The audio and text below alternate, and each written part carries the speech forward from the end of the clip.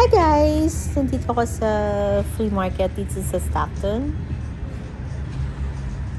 Ayan, may mga alahas dito.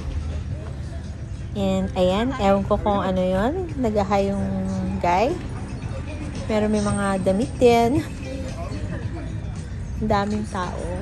Well, actually, dumating ako dito tanghali na. Kaya hindi na masyadong madami yung naabutan namin.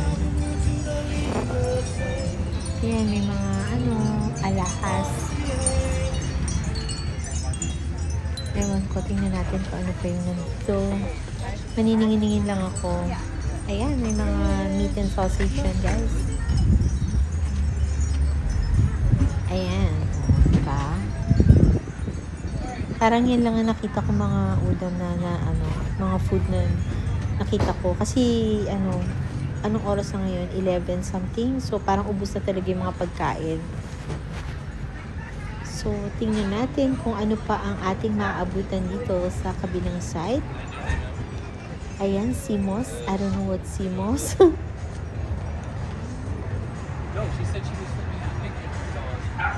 Yan, may mga seasonings dyan, guys. Salt-free vegetable sauces. Wala silang pakialam. Tingnan natin kung ano pa makikita natin dito. Dapat pala maaga ako pumupunta dito. Siguro mga 8 o'clock. Kasi nag-uumpisa yata yung mga yan, mga 7. Ayan, may mga food din sila dito. Hindi ko naman kilala kung ano mga food to, guys. So, hindi ko na siya binili. Ayan.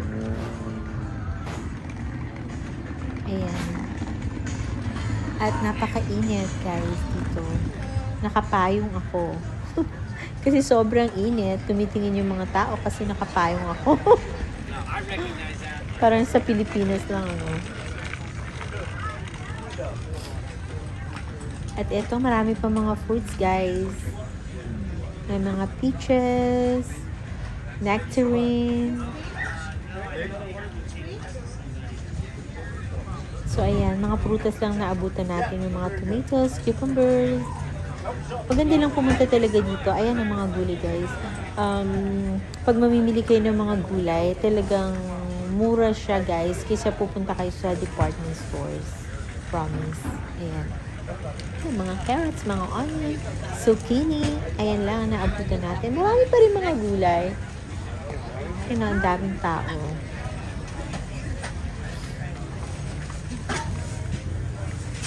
Yan, mga American foods lang talaga yung naiwan.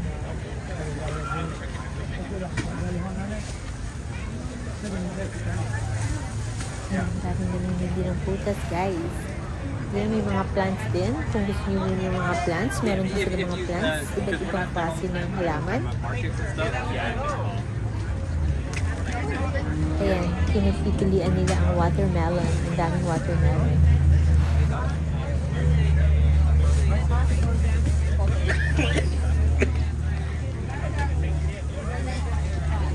Sobrang init. Grabe. Ayan, tomatoes, guys. Ay, sige, tomatoes. Yeah. Yes, I think so.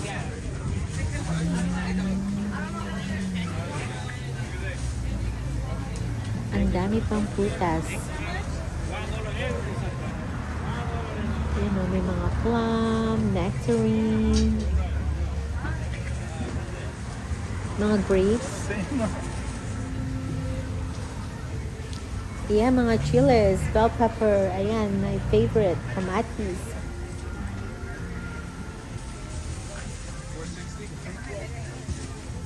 Ang haba niyan, guys, so it's all the way din sa diretso. Ayan, apricot, $1 a pound. Siyempre, may patikim sila kung matamis. So, siyempre, titikman natin, guys. Tikman natin kung matamis ang prutas. Matamis, guys. Ang daming plum. Ayan ang mga gulay. May mga kangkong, bok choy, Baguio beans, ayun o, mga peppers. Ayun, may ampalaya din guys. Gusto ko yan. May mga talong. Ayun o, may opo. Nakita niyo yun? Kaya talagang pag maganda, maganda talagang pumunta sa flea market. Dito yung sa may amin, malapit lang sa amin. Siguro mga 10 minutes drive lang.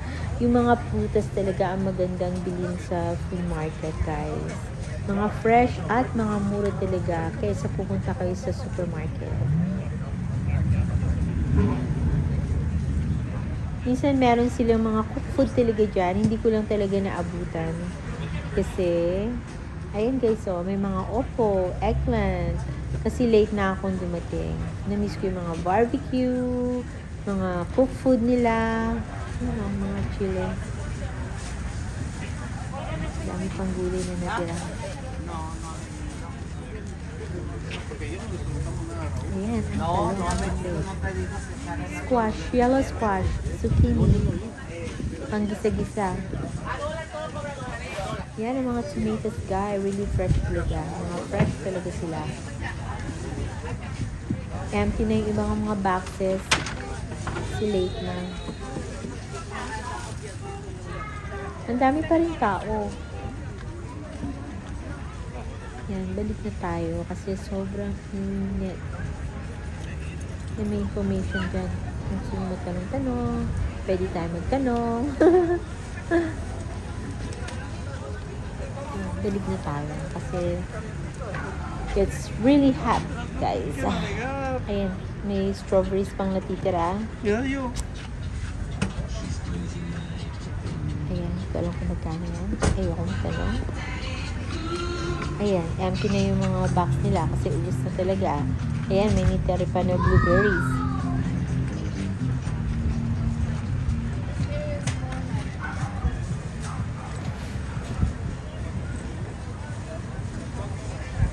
Ito nalampasan ko na kanina to guys. So, pabalik na tayo. Punta na ako sa sasakyan. Ayan. Thank you guys for watching. Kung hindi pa nakakapag-subscribe, like and subscribe my channel.